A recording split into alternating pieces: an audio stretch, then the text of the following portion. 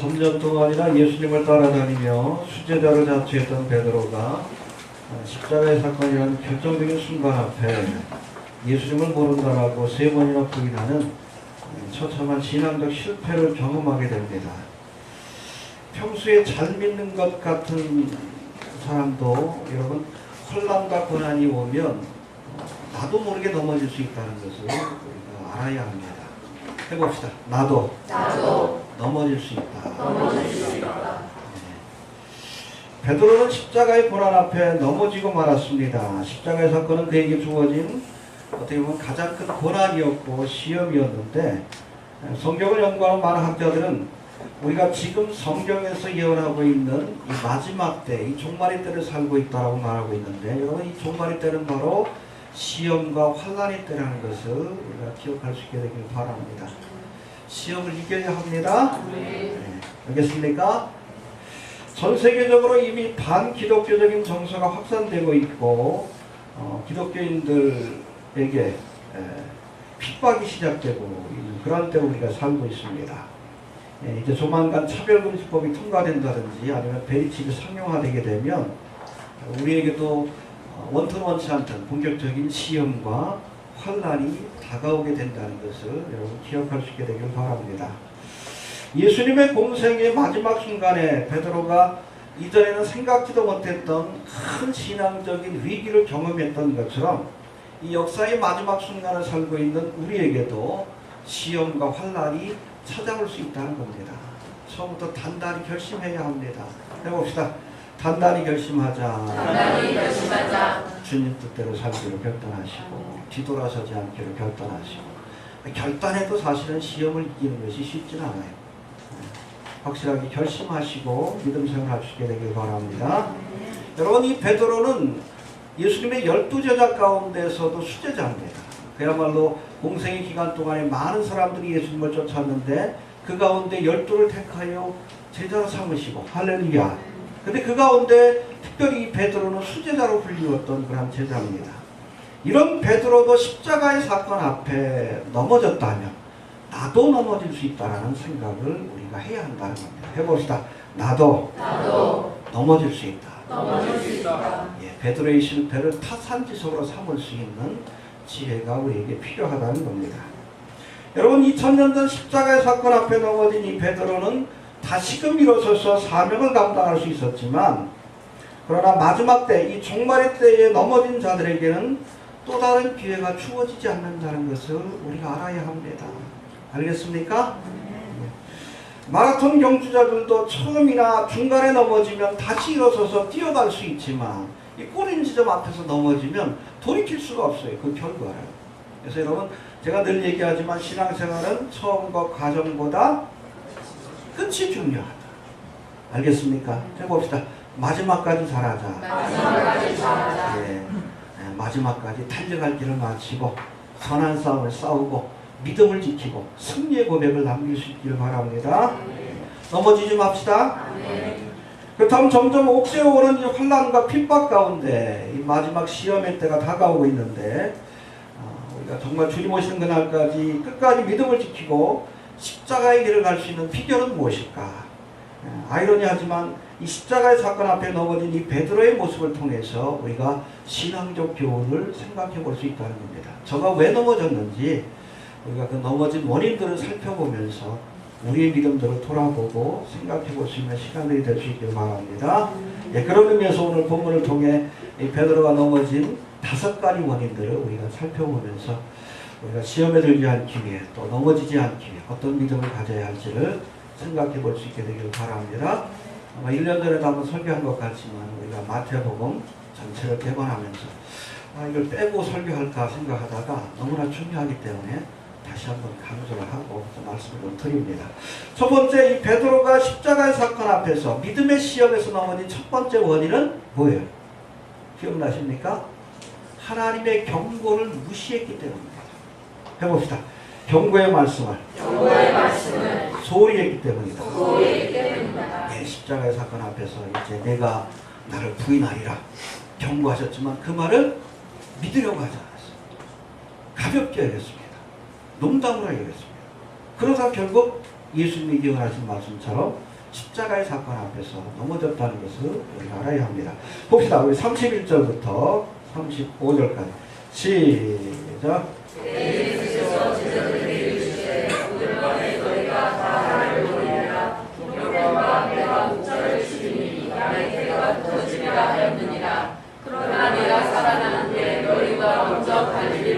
예, 이 무슨 말씀이에요? 이제 예수님께서 십자가의 길을 가게 될 것이다라고, 십자가를 지고 고난의 길을 갈 터인데 너희가 나를 다 버리고 떠나게 될 것이다. 경고의 말씀을 주셨어요. 33절 시작. 베드로가 대답하여 가로되 주를 버릴지라도 나는 언제든지 버리지 않겠나이다. 예, 주님께서 경고하셨음에도 그 말을 진지하게 듣지 않은 겁니다. 주님이 주신 경고의 메시지를 소홀히 한 거예요. 여러분, 공생의 기간 동안에 예수님은 여러 차례에 걸쳐서 특별히 십자가를 지실 것을 말씀하셨어요. 그렇죠? 우리 산상수익이 끝난 뒤에도 우리 26장 1절 2절 한번 다시 봅시다. 시작. 예수께서 이 말씀을 다 마치시고 제자들에게 이르시되 네, 이게 뭐냐면 24장과 25장의 산상수훈의 말씀을 하신 뒤에 곧바로 뭐라고 말씀합니까? 2절에 시작. 너희의 안과 같이 인생을 지나는 돌려주라. 이자가 십자가에 못 박히기 위하여 할 일을 하시더라. 그렇죠. 십자가에 못 박혀야 할 것을 분명히 말씀합니다.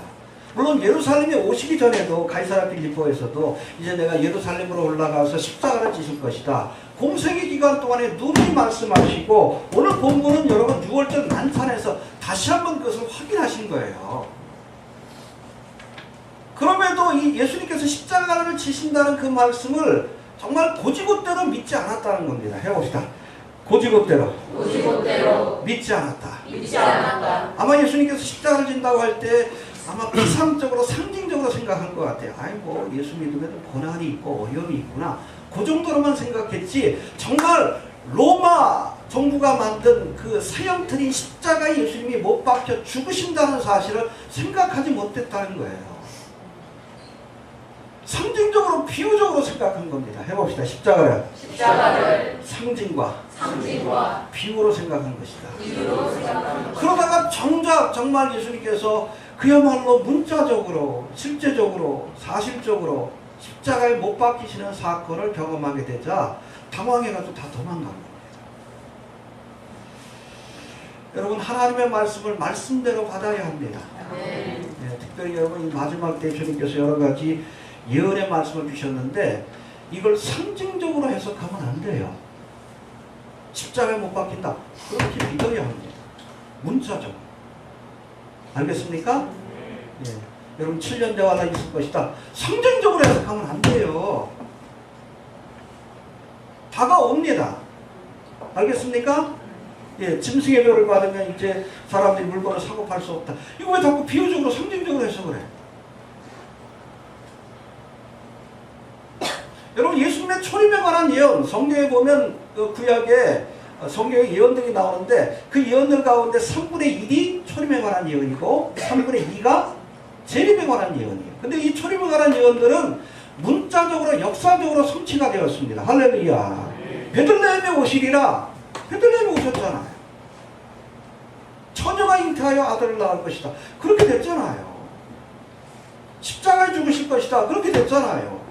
부자의 무덤에 안치될 것이다. 그대로 됐잖아요. 그래서 여러분 이 마태복음에 보면 특별히 유대인들을 위해서 쓰여졌는데 계속 반복되는 말씀이 뭔가 하면 성경의 예언대로 되었다. 선지의 말씀을 이루려 하십니다. 할렐루야. 예언하신 말씀대로 되었다라고 계속 강조하고 있는 거예요. 여러분, 초림의 사건이 이렇게 문자적으로 역사적으로 성취가 되었다면 재림에 관한 예언도 당연히 문자적으로 성취될 것을 우리가 믿어야 하는 거예요. 십자가를 진다. 그냥 고지곳대로 믿어야 하는 겁니다. 근데 그걸 자기 나름대로 아이 뭐 이거 그냥 고난을 겪는다는 뜻이구나. 상징적으로 비유적으로 해석했다가 정말로 십자가를 지게 되니까 넘어진 거예요. 진지하게 하나님의 말씀을 들어야 합니다. 내 나름대로 해석하지 말아요. 알겠습니까? 자기 나름대로 해석하지 마십시오. 자유주의 신학자들, 또 뭐 대체 신학에 그냥 매몰된 사람들이 자꾸 여러분 종말에 관한 예언들을 상징적으로 비유적으로 해석을 해요. 그러다 오류에 빠지는 거예요. 십자가를 지고 죽을 거다. 그냥 믿어야지. 진짜 그렇게 됐잖아요. 다시 오신다. 믿어야죠. 아, 짐승의 표를 받으면 여러분 지옥 간다. 믿어야지. 왜 안 믿어? 왜 주님의 말씀을 가볍게 여깁니까? 그러니까 넘어지는 거잖아요. 비유적으로 상징적으로 생각했다가 실제로 정말 십자가를 지니까 다 도망갔지. 이건 줄 몰랐다. 뭘 몰라. 누누이 말씀했잖아요. 귀담아 듣지 않았을 뿐이지. 종말과 심판에 관한 말씀을 누누이 하고 계시잖아요. 몰랐다 그럴 거예요? 뭘 몰라?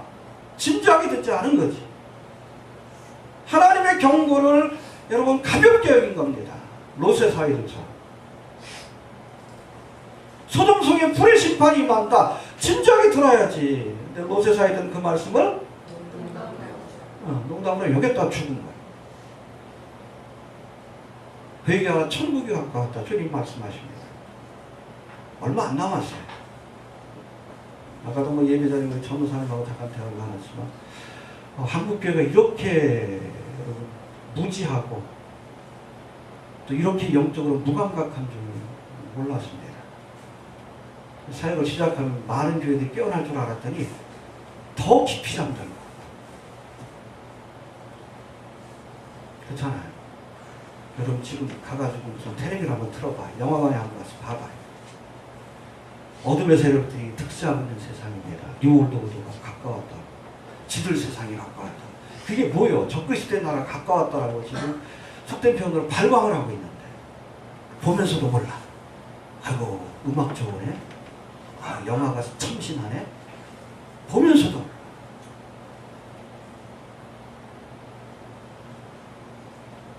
성경의 예언들이 실현되고 있는 그런 시대 징조들을 보여주고 있는데 여러분 베리칩에 대해서 연구해 보세요. 이게 짐승의 표 아니에요? 짐승의 표로서 이렇게 분명하다고 우리가 그렇게 고백할 수밖에 없잖아요. 그런데 교회가 무지해. 하나님의 말씀을 소홀히 여깁니다. 여러분 요한복음에 의하면 예수님이 말씀이에요. 하나님의 말씀을 소홀히 여기는 것은 예수님을 가볍게 여기는 거예요. 그런 사람이 구원받겠어요? 넘어지지 100%. 진지하게 하나님의 말씀을 보고 주님이 마지막 때 주시는 경고를 진지하게 귀담아 듣고 마음에 담고 있어야 돼. 십자가에 못 박혀 죽을 것이다.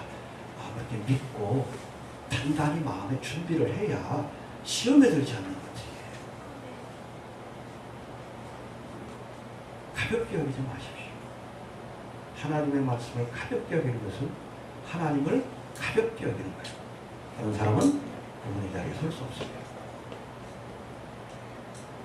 간단하죠? 그런 사람은 예수를 믿는 사람이 아니요. 예수를 믿는다고 착각하고 있는 거지. 어떻게 예수 믿는 사람들이 하나님의 말씀을 가볍게 해요? 믿는 사람 아니에요. 안 믿으니까 지옥 가는 거예요. 이해가 됩니까? 또 두 번째, 베드로가 이 십자가의 사건 앞에서 넘어진 것은 자기를 너무 믿었기 때문이에요.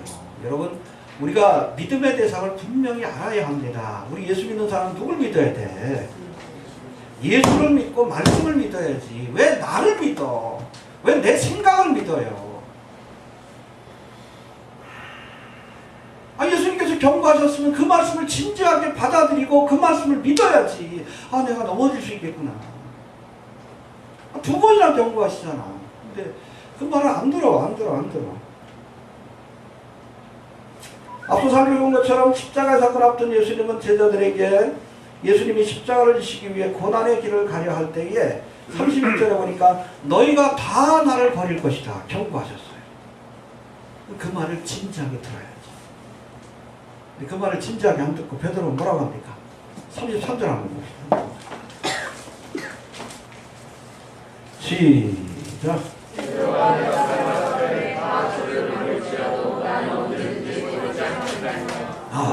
대단한 것 같지만 아니에요. 교만입니다. 이번에 또 뭐라고 합니까? 다시 한번 베드로에게 경고합니다. 네, 34장 시작. 예수께서 가라사대 내가 진실로 내게 이르노니 오늘 밤 다 울기 전에 내가 내 생각을 부인하리라. 예, 베드로가 호언장담하니까 야 너는 나를 3번이나 부인할 거야. 두 번째 경고입니다. 근데 이 경고를 듣고도 또 뭐라 그래? 35절 시작. 베드로가 가로되 내가 주와 함께 죽을지언정 주를 부인하지 않겠나이다 하고 모든 제자도 이와 같이 말하니라. 예, 여기 보니까 베드로가 2번이나 맹세합니다. 나는 절대로 예수님을 버리지 않겠다. 33절 그리고 35절에서 뭐라고 합니까? 내가 주와 함께 죽을지언정 주를 부인하지 않겠나이다. 맹세하는 걸 좋아해. 우리가 다음 시간에 살펴볼 터인데 예수님을 부인할 때도 뭐 했어요? 맹세하여 가로되. 여러분 어떤 사람들이 맹세를 좋아하는 거 아십니까? 자기 자신의 판단과 생각을 절대적으로 의지하는 사람들, 그런 사람들이 맹세를 잘해. 맹세를 잘해. 나는 절대로.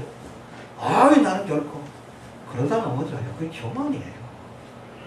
제가 늘 얘기하지만 너무 나라는 존재를 믿지 마십시오. 해봅시다. 너무 나를 믿지 말자. 사람은 믿을 대상이 못 돼요. 알겠습니까? 그 사람 안에는 나도 포함이 돼 있어요. 여러분 목사 믿지 말아요. 저도 믿지 마십시오. 왜 사람을 믿어? 예수를 믿어야지. 그리고 내 생각과 판단을 너무 믿지 말아요. 틀릴 수 있습니다. 그렇잖아요. 말씀은 틀리지 않아요. 1.1핵도 사라지지 않고 다 이루기 때문에. 하나님의 말씀은 믿을만해. 그러나 내 생각과 판단은 봐봐 안 부인하지 않겠다고 했다 그러면 부인하자. 그것도 맹세하면서 나중에는 저주하면서 예수님에 대해서 저주하면서 맹세했다 그랬어요. 내 판단과 생각이 얼마나 불안정한가, 또 나라는 존재가 얼마나 처참하고 보잘것없는 것인가, 베드로의 실패가 우리에게 보여주고 있는 거예요. 이게 뭐예요? 사람 믿지 말아라. 수요일도 말씀드렸지만은 여러분 성경의 역사서 보면은 신앙의 위인들이 있잖아. 근데 그 사람들 좋은 면만을 주님께서 기록한 게 아니라 실패한 것까지 다 하나님께서 기록하셨어요.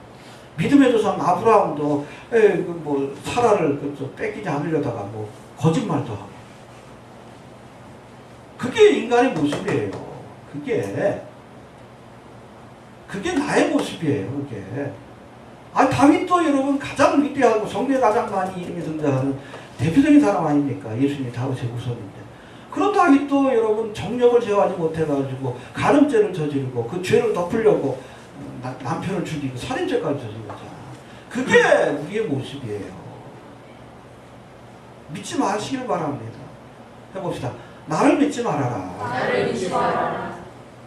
알겠습니까? 자기 자신을 스스로 과신하면 반드시 베드로처럼 넘어지게끔 되어 있어요. 나를 너무 믿지 마시고 아예 죄된 환경에서 우리가 스스로를 벗어나려고 해야 합니다. 알겠습니까? 그 대표적인 것이 요셉가 아니고 보디발이 하는 거 끊임없이 유혹합니다. 계속 멀리했어. 나중에 홀로 있는데 그냥 불러들여가 유혹합니다. 그러니까 겉옷을 던져버리고 나왔어요. 뿌리치고 나왔으니까 죄를 안 졌지. 나는 이 정도 유혹쯤은 참을 수 있어. 거기서 봐, 죄 졌어. 너무 믿지 말아요. 저도 나를 안 믿어요. 시험에 들 자리에 가지 말아야지, 목사가. 그렇잖아요. 이해가 되십니까? 시험에 들 자리 찾아가가지고 시험에 들고 넘어지고 그렇게 되는 거지. 해봅시다. 나를 믿지 마라. 예수를 믿으십시오. 내 생각을 너무 믿지 마십시오. 그래서 우리가 어떤 생각과 판단이 있다 할때라도 항상 내 생각이 아니라 하나님의 생각을 우선에 둬야 돼요. 성경을 통해 그런 거 아니라 살펴보면 그게 믿음이에요. 알겠습니까? 뭐 일루미나 대원에 여러 가지 정보들도 있지만은 우리가 어떤 정보들을 이렇게 볼 때 정말 이것이 그런가 하고 판단하는 기준은 결국엔 성경이에요. 성경에 없는 얘기를 하면 믿을 것도 없어. 믿을 것도 없는 거예요. 그냥 무시하고 지나가도 되는 겁니다. 해봅시다. 나를 믿지 마라. 나를 믿지 마라. 여러분 자신을 믿고 의지하면 반드시 베드로처럼 넘어집니다. 알겠습니까? 교만한 자는 넘어져요. 또 세 번째, 베드로가 십자가를 지는데 실패한 것은 우리 41절에 나와 있지만 기도의 실패이기 때문에 그렇습니다. 여러분 기도해야 십자가를 질 수 있습니다. 네. 기도해야 시험을 이길 수 있습니다. 41절 한번 봅시다. 시작. 시험에 들지 않게 깨어있어 기도하라. 마음에는 원이로되 육신이 약하도다 하시고. 네, 십자가를 지러 겟세마네 동산에 준비기도하러 가신 거죠. 그때 홀로 가신 것이 아니라 누구를 데려갔어요? 베드로와 세베대의 아들들 누구요? 야고보, 요한. 항상 12제자 가운데서 이 세 사람 인너서클이에요. 중요한 순간마다 변화산상에도 데려가서 저들에게 기도할 것을 요청하셨습니다. 어찌 보면 예수님을 위해서 기도해주고 또 너 자신을 위해서 기도하라고. 시험에 들지 않게 해봅시다. 시험에 들지 않게. 깨어 기도하라. 그런데 주님께서 기도하는 동안 뭐 했어? 잠을 잤어요. 3번 일어나서 깨어서 기도하라고 했는데도 기도할 순간에 기도하지 않으니까 결국 십자가의 사건 앞에 넘어진 거예요. 그럼 겟세마네 동산에서 기도로 승리하신 예수님은 십자가를 지고 사명을 완수할 수 있었지만 기도할 때 기도하지 않은 사람들 결국 기도하지 않았기 때문에 십자가를 지는 데서 실패한 겁니다. 해봅시다. 기도해야 한다. 여기 보니까 41절에 마음엔 원이로되 해봅시다. 마음엔 원이로되 육신이 약하도다. 네. 마음만 가지고는 안 돼. 여러분 십자가의 길을 가는 거는 마음만 가지고는 안 돼. 하나님이 능력 주셔야 십자가도 지는 거예요. 그 능력 받으려면 뭐 해야 돼? 기도해야지. 순교 아무나 못해요. 할 것 같지? 아니요. 제가 늘 얘기합니다. 제정신은 못해. 성령 충만 받아야지. 스테반처럼. 내 마음대로 되는 게 아니에요. 예수님 부인하고 싶어서 부인했겠어. 마음대로 안 되잖아요. 하나님이 도와주셔야지. 그렇죠? 믿음을 지키고 끝까지 십자가의 길도 가는 거지. 그러려면 뭐 해야 돼? 기도해야 합니다. 여러분 기도해야 시험을 이길 수 있습니다. 할렐루야. 네. 기도해야 우리가 슬기로운 다섯 처녀처럼 기름을 예비할 수 있는 것이고 또 기도해야 우리가 달란트에 충성할 수도 있는 거예요.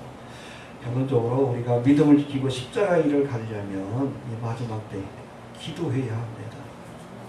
열심히 좀 기도합시다. 저도 뭐 가끔 산에 올라가서 걸으면서 좀 기도하고 그래요. 우리 힘만 가지고는 안 됩니다.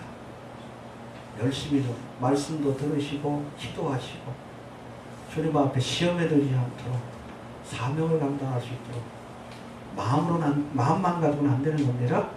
우리의 마음은 원하지. 주님의 뜻대로 살기를 원하고 주님이 기뻐하는 일을 하기 원하지만 여러분 기도 외에는 이런 일가 나가지 않습니다. 기도 외에는 능력 받아야 합니다.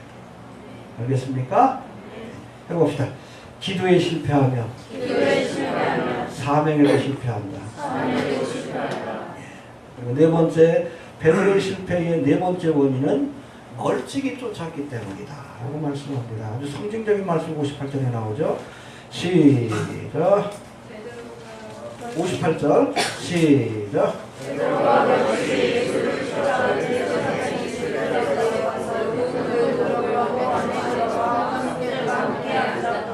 예, 이제 겟세마네 동산에서 기도하고 내려온 예수님이 대제사장이 보낸 종들에게 붙들려서 가야바의 법정으로 끌려가자 베드로가 멀찍이 이 모습을 지켜보며 예수님을 쫓았다. 해봅시다. 멀찍이. 예수를 쫓아. 예. 십자가의 길을 가는 예수님을 쫓긴 쫓았는데, 그쵸? 자기가 했던 말이 있으니까. 그런데 멀찍이 쫓았다고 했어요. 적당히 거리를 두고. 이렇게 신앙생활하면 반드시 넘어집니다. 가까이 쫓을 수 있게 되길 바랍니다. 멀찍이 쫓는 게 뭐예요? 구경꾼의 태도예요. 적당히 믿겠다. 적당히 믿고 적당히 구원받겠다. 적당히 믿고 그런 사람들은 확실하게 지옥 갑니다. 이해가 되십니까? 분명한 믿음을 가져야 돼. 특별히 마지막 때. 이것도 저것도 아니고 천도 더 없지잖아. 토하여 내치기라고. 확실하게 믿던지 아니면 아예 그냥 도망가 버리든지. 쫓아가려면 여러분 가해와의 법정이 예수님 곁에서 같이 여러분 재판을 받고 같이 십자가에 못 박히든지 아니면 그냥 도망가든지. 멀찍이 쫓다가 시험을. 알겠습니까? 애매한 믿음의 태도를 버리십시오. 구경꾼의 신앙에서 버려야 합니다. 여러분 믿음은 정말 예수를 얻기 위해서 모든 것들을 다 던져야 돼요. 천국의 비유에서 말씀하잖아요. 밭에 감추인 부활을 얻기 위해, 값진 진주를 얻기 위해 자기의 가진 모든 것들을 다 필요하면 여러분 물질도 직장도 목숨까지도 버릴 각오를 해야 우리가 값진 진주, 천국이란 진주를 얻을 수 있는 거예요. 알겠습니까? 네. 분명한 믿음을 보여주게 되길 바랍니다. 여러분 이 배림이 짐승의 표로 쓰일 것이 확실하다면 그리스도인들이라면 이를 거부하고 막아내기 위해 써야 합니다. 알겠습니까? 그럼에도 배림이 짐승의 표로 쓰여질지라도 나는 이미 구원받았기에 이것을 받아도 상관없다는 아주 희한한 주장을 하는 친구들이 있어요. 이 뭐예요? 적당히 세상과 타협하는 삶을 살다가, 그쵸? 손해보기 싫다는 거예요. 안 받으면 불편하고 또 직장에서 쫓겨날 수 있으니까 적당히 세상을 즐기다가 구원도 받겠다. 이 멀찍이 쫓는 태도입니다. 이런 사람들은 반드시 넘어져요. 반드시 넘어져요. 주님의 심판대 앞에서 모른다고 못하고 이 불법을 행하는 자.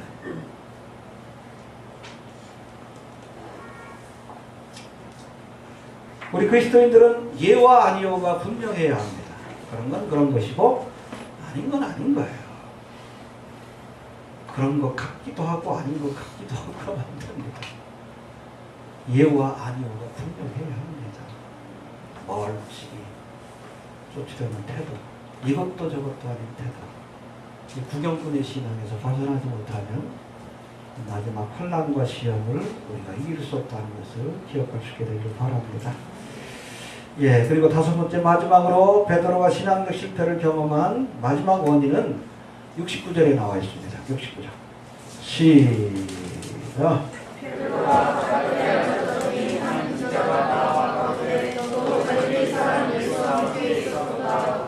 예. 왜 여러분 시험에 들었습니까? 죄인들과 함께 앉아 있었기 때문에 그렇습니다. 알겠습니까? 어떨 절에 가야바의 법정에서 죄인들과 함께 불을 쬐다가 그 사람들이 물어볼 거 아니에요. 야, 너 예수하고 같이 있지 않았느냐? 어떨 절에 예수님을 부인했어요. 또 옆으로 가니까 또 옆에서 또 이 사람이 또 뭐라 그러니까 또 두 번째. 또 세 번째는 아예 그냥 저주하고 맹세하면서 부인합니다. 어떨 때에 죄인들과 함께 하다가 나도 모르게 시험에 들고 죄에 빠진 거예요. 복 있는 사람은 죄인의 길에 오만한 자의 자리에 예, 마지막 때에 내가 서야 할 자리, 앉아야 할 자리, 가야 할 곳이 어딘가 분명히 하십시오. 술친구 가까이 하면 나도 술꾼이 되는 거고, 도박하는 사람들 가까이 하면 나도 도박꾼이 될 수밖에 없는 거고, 이단 교리에 빠진 사람 가까이 하면 나도 모르게 듣다 보면 미혹되어서 넘어가는 거예요. 이단에 속한 사람은 한두 번 경계하고 멀리 하라는 거예요. 왜? 내가 영향을 받을 수 있기 때문에. 알겠습니까? 네. 잘못됐다는 거 알면 멀리 하십시오. 아, 나는 이 정도는 뭐 내가 이겨낼 수 있다. 그래서 넘어지는 거지. 베드로처럼. 성경대로 해야지. 성경대로. 이게 아가페하고 논쟁을 벌인 게 이유가 거기 있잖아. 아니 왜 여러분 담임 성경을 용납해요?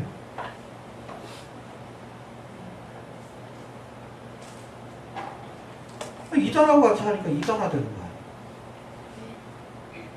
응? 왜 하나님보다 여러분 사람을 더 의지합니까? 지금도 박근혜 그러고 있잖아.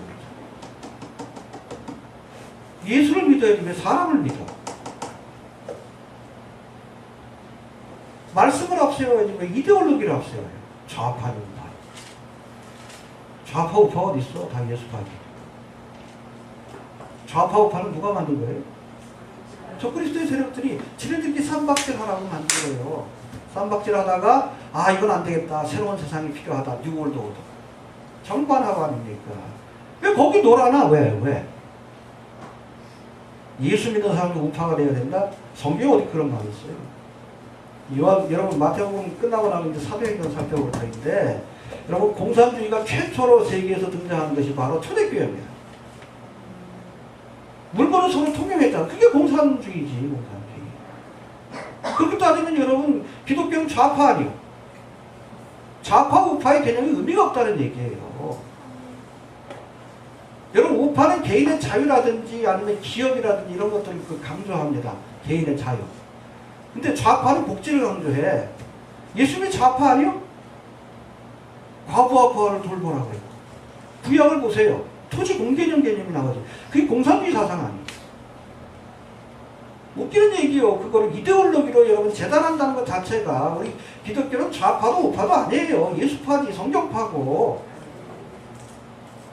왜 이데올로기를 하나님의 말씀 위에 둡니까? 웃기는 것들 아니에요. 이단들이에요. 기독교의 모습을 한 이단들입니다. 박근혜를 숭배하고 이데올로기를 숭배하는 집단이에요. 좋은 자료들이 온다 할지라도 98%, 99%, 1%만 잘못되면 이단입니다. 끝이다.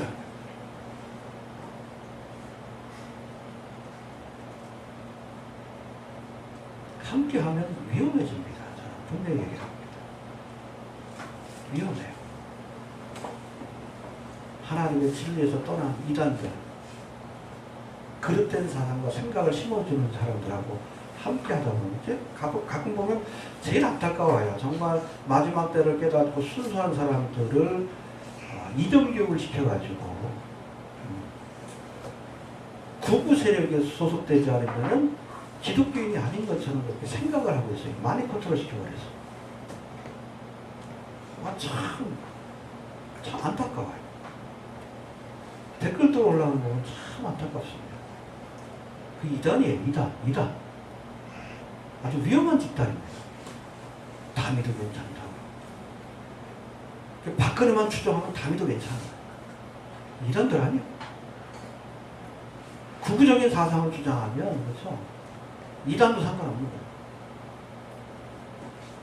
아무리 건전한 하나님의 사역자고 정치인 할지라도 자신들의 이데올로기에 동조하지 않으면 빨갱이에요. 이단들이지. 웃기는 집단들이에요. 무시하십시오. 함께하지 마십시오. 같이 심판을 받습니다. 알겠습니까? 네. 내가 서야 될 자리, 앉아야 될 자리, 마지막 때에 분명히 선택하시게 되길 바랍니다. 예수님 옆에 계셔야 돼요. 고난이 있고 어려움이 있어도 예수파가 되라는 얘기예요. 왜 가야바의 법전에서 종들, 죄인들하고 같이 있어? 저 그리스도의 세력들인데. 아니, 죽어도 예수하고 함께 죽어야 부활할 거야. 이거 되십니까? 정리합니다. 십자가의 사건 앞에서 베드로가 예수님을 3번이나 부인하는 신앙적 실패를 경험했는데 5가지 원인이 있어요. 첫 번째, 주님이 주신 경고를 소홀히 했습니다. 주님의 말씀을 소홀히 하지 않길 바랍니다. 십자가를 친다? 그대로 믿어야 돼. 다시 오신다? 그대로 믿어야 합니다. 알겠습니까? 주님의 경고. 우리가 농담으로 여기지 마시고 특별히 성경의 예언들을 우리가 진지하게 받아들이고 우리가 그 말씀을 마음에 담고 있어야 시험을 이길 수 있습니다. 또 두 번째는 자신을 너무 믿었기 때문에요. 우리 예수 믿는 사람은 예수를 믿어야지 왜 나를 믿어? 성경을 믿어야지 왜 내 생각을 믿어요? 왜 여러분 이데올로기를 믿습니까? 말씀을 믿어야지. 사람 믿지 말아요. 사람의 생각을 따르지 마십시오. 철저하게 예수를 믿고 여러분 나도 믿지 말아요. 나도. 그 어떤 대상이라 할지라도 사람은 믿지 마십시오. 이해가 됩니까? 네. 실족해요. 반드시. 또 기도해야 될 순간에 기도하지 않았기 때문입니다. 시험에 들지 않게 기도해야 시험을 이기고 십자가의 길을 갈 수 있는 거예요. 이해가 되십니까? 또 멀찍이 쫓으면 안 됩니다. 가까이 주님 곁에. 주인들과 함께 하지 말고 주님의 곁에서 가까이. 그렇게 쫓아가다 보면 때로는 고난이 있고 십자가를 지는 일이 있다 할지라도 그렇게 쫓아가면 부활의 영광에 참여하게 될 줄로 준비되시길 바랍니다. 마지막 때는 여러분 시험의 때입니다. 우리에게도 시험이 찾아오고 있어요. 여러분 심판이라는 것은 나누는 거예요. 하나님께서 여기 모인 사람들 가운데 알곡과 가라지를 나누십니다. 양과 염소를 나누십니다. 슬기로운 다스처녀와 그렇지 않은 사람들, 충성된 종과 그렇지 않은 사람들을 나누십니다. 시험을 이기고 하나님 앞에 믿음을 인정받을 수 있는 우리 귀한 성도들이 되기 위해 스스로의 믿음을 돌아보고 마지막까지 잘합시다. 알겠습니까? 네. 주신 말씀부터 그다지 한번 기도합니다. 하나님 마지막 때는 시험에 들어가자 여러 가지 혼란과